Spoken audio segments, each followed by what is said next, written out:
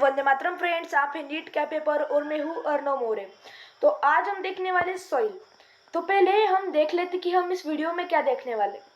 Soil, soil के layers, soil की types, soil का पोल्यूशन और सॉइल का इरोजन क्या होता है। सॉइल जो रहती है वो एक आउटर मोस्ट लेयर रहती है अर्थ की, मतलब पहली लेयर जो रहती है वो।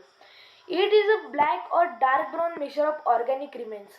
ये जो रहता है वो एक मिक्सचर रहता है डार्क ब्राउन कलर का, वो भी ऑर्गेनिक मटेरियल का, जैसे कि क्ले और rock particles which the growth of plants.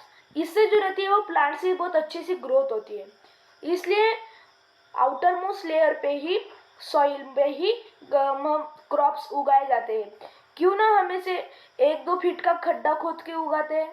ये ऐसा नहीं होता है ना, ये इसलिए होता है क्योंकि सॉइल जो रहती है वो प्लांट्स के ग्रोथ के लिए यूजफुल रहती है। ये एक नेचुरल रिसोर्स से फॉर्म होती है, जो कि ब्रेकिंग डाउन ऑफ रॉक से, मतलब रॉक को तोड़ने से सॉइल फॉर्म होती है। वो कैसे? फिजिकली, केमिकली और बायोलॉजिकली।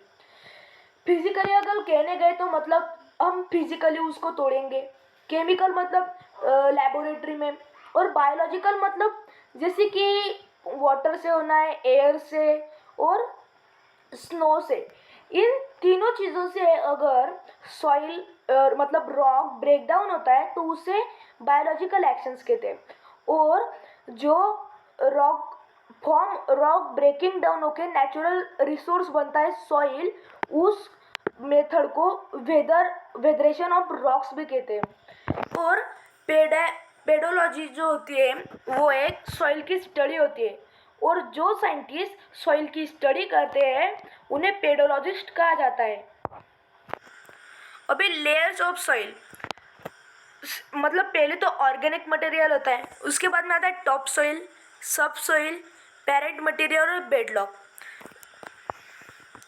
अभी सॉइल के टाइप्स 3 टाइप्स है, क्लेई सॉइल, लोमी सॉइल और सैंडी सॉइल। तो पहले हम देख लेते हैं क्लेई सॉइल। तो क्लेई सॉइल के जो पार्टिकल्स रहते हैं वो बहुत बारीक बारीक रहते हैं, फाइन रहते हैं। और क्लेई सॉइल के जो पार्टिकल्स रहते हैं वो एक दूसरे के बहुत करीब होते हैं, और इनमें हवा जाने के लिए बहुत कम जगह होती है। ये इनकी वजह से इसमें हवा जाने के लिए जगह कम होती है, तो इसमें हवा ज़्यादा जाती नहीं और ये इरिटेट नहीं रहते हैं ज़्यादा। तो ये जो रहते हैं ये न्यूट्रिएंट्स से बहुत भरपूर रहते हैं, rich in nutrients, can hold a good amount of water. हाँ, न्यूट्रिएंट में रिच है तो न्यूट्रिएंट तो उन्हें वाटर में से ही मिलते होंगे ना, वाटर के द्वारा उन्हें न्यूट्रिएंट मिलते हैं। इसीलिए क्लेई सॉइल में ज़्यादा न्यूट्रिएंट्स होते हैं। वो क्यों? क्योंकि उसमें वाटर होल्ड करने की बहुत कैपेसिटी होती है। Loamy soil, loamy soil contains a good mix of fine and seed particles. ये जो रहती है फाइन एंड सीड पार्टिकल्स का कॉम्बिनेशन बना के लोमी सॉइल होती है। And silt particles which are intermediate in size, मतलब ये मीडियम साइज में होते हैं। More aerated than clay soil, मतलब इसमें जगह रहती है हवा जाने के लिए। ये भी न्यूट्रिएंट्स के लिए रिच है। इसका जो वाटर होल्डिंग कैपेसिटी है वो मॉडरेट है, मतलब मीडियम है। और इस सॉइल में, लोमी सॉइल में, ये हमें हमारे खेतों में मिलती है। ये बहुत जनरली मिल जाती है, जिसमें हम कपास भी उगा सकते हैं। अभी sandy soil, sandy soil most particle are large in size. इनके जो साइज में इसके जो पार्टिकल्स रहते हैं ना, ये बहुत बड़े बड़े होते हैं और ये एक दूसरे के करीब नहीं होते, और इनमें बहुत ज़्यादा एयर जाने के लिए जगह होती है। ये जो रहती है वो बहुत इरेटेड होती है, even more than loamy soil, loamy soil से भी ज़्यादा। Low nutrients value, very few plants can grow here. इस सॉइल में बहुत कम प्लांट्स ग्रो हो सकते हैं। जैसे कि हम देखते हैं ये सॉइल मिलते हैं राजस्थान में, और इसमें वाटर रेसिस्टेशन कैपेसिटी भी बहुत कम होती है, और water drains out very easily, और इसमें से वाटर बहुत ज़्यादा निकल भी जाता है, मतलब ये होल्ड नहीं कर सकती है वाटर। आपने एक देखा क्या कि जिसमें ज़्यादा इरेटेड है, जो ज़्यादा इरेटेड है वो सॉइल, उसमें न्यूट्रिएंट्स बहुत लो है। अभी हमने देखा पहले क्लेई सॉइल, उसमें इरिटेड बहुत कम है, मतलब उसमें हवा जाने के लिए जगह बहुत कम है, तो वो सबसे ज़्यादा न्यूट्रिएंट में रिच है।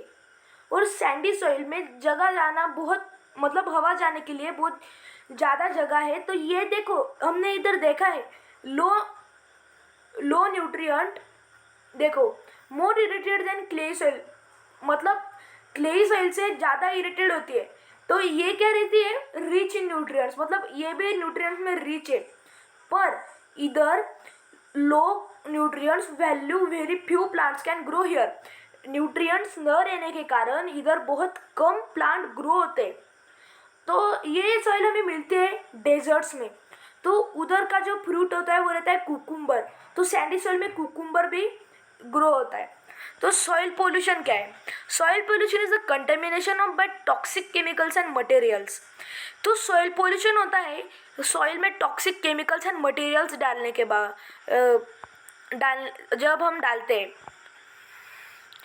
तो it is the major environmental concern today, ये बहुत इन्वायरमेंट को हार्म करता है। इसलिए हमें जो हम सॉइल में मतलब फार्म में जो टॉक्सिक केमिकल्स यानी फर्टिलाइजर्स यूज़ करते हैं उनका हमें यूज़ करना कम कर देना चाहिए। हमें उसकी जगह मैन्योर यूज़ करना चाहिए जो कि एक प्रकार का ऑर्गेनिक मटेरियल है। अभी दूसरा टॉपिक है what can you do to reduce soil pollution. तो हमें सॉइल पोल्यूशन कम करने के लिए क्या करना चाहिए, throwing garbage in dustbin, dustbin में कचरा डालना चाहिए। केमिकल एंड पेस्टिसाइड ये ज़्यादा यूज़ नहीं करने चाहिए, इससे सॉइल पोल्यूशन रिड्यूस होगा। अभी सॉइल इरोशन क्या होता है, जिसे हम सॉइल के धूप भी बोलते हैं। Soil erosion is the process by which the top fertile layer of soil is lost और वॉर्न अवे। तो सॉइल इरोजन एक ऐसी प्रोसेस रहती है जिससे टॉप और फर्टाइल लेयर जो होती है वो लॉस्ट हो जाती है। Such erosion mainly occurs in the absence of plants that usually help hold soil together. ये कब होता है, जब हम प्लांट्स जिस जगह पे प्लांट्स कम होते हैं, मतलब प्लांट जिस जगह पे प्लांट कम होते हैं उधर होल्डिंग कैपेसिटी भी कम होंगी, तो इससे सॉइल इरोजन होता है। तो इससे ये भी प्रूव होता है कि हमें ज़्यादा प्लांट्स उगाने चाहिए। When this happens, the lighter topmost layer gets easily carried away by wind and water. Yes, अगर हमने प्लांट्स नहीं लगाए तो टॉपमोस्ट लेयर जो होती है वो अच्छे से कैरी हो जाती है वाइंड और वाटर के लिए, वाइंड और वाटर से। मतलब अगर साइक्लोन आया या ज़्यादा बारिश आई तो उसे हम बोलते हैं रन ऑफ।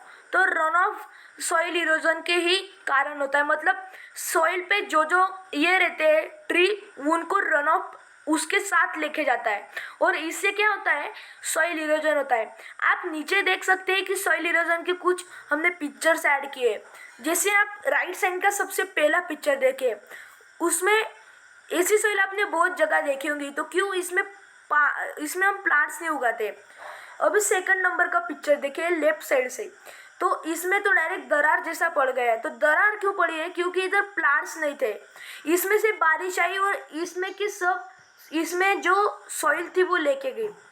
तो सॉइल इरोजन सिर्फ इसके वजह से नहीं होता है और वजह से होता है, जो कि ओवर ग्रेजिंग बाय कैटल, मतलब जो झुंड रहता है किसका, बफेलो का, उसमें उसके बाद में बूल गोट, ये जो होता है इनके ओवर ग्रेजिंग से मतलब ज़्यादा चरने से भी ये सॉइल इरोजन होता है। और ह्यूमन एक्टिविटी से भी होता है ना, सिर्फ एनिमल ही नहीं करते, ह्यूमन भी करते हैं सॉइल इरोजन। क्यों, तो माइनिंग और लॉगिंग की वजह से। माइनिंग मतलब क्या, हम माइन करते हैं जिसे हम खदान बोलते हैं, और लॉगिंग मतलब जिसे हम डिफॉरेस्टेशन कहते हैं। लॉगिंग मतलब उड़ के जो बड़े बड़े लॉग उसे उड़ को जंगल में जो पेड़ थे उन्हें काटना और लॉग में ट्रांसफॉर्म करना, इसे हम डिफॉरेस्टेशन बोलते हैं। और डिफॉरेस्टेशन और cutting down of tree to build houses, industrial complexes and other infrastructure. तो डिफॉरेस्टेशन किस वजह से होता है, तो डिफॉरेस्टेशन मतलब क्या, पहले वो जान लेते हैं। क्लीनिंग और cutting down of tree on the large scale to build house, industrial complex and other infrastructure. Complex बनाने के लिए, बड़े बड़े हाउसेस बनाने के लिए सॉइल डिफॉरेस्टेशन किया जाता है और डिफॉरेस्टेशन से सॉइल इरोजन होता है। तो आपसे एक ही विनती है कि सॉइल इरोजन और सॉइल पोल्यूशन कम करने के आज हमने जो तरीके सीखे उन्हें अपने डेली लाइफ में अपनाएं और सॉइल पोल्यूशन और इरोजन कम करिए। और मेरे वीडियो को लाइक, सब्सक्राइब और ज़्यादा से ज़्यादा शेयर कीजिए। Thank you for watching my video.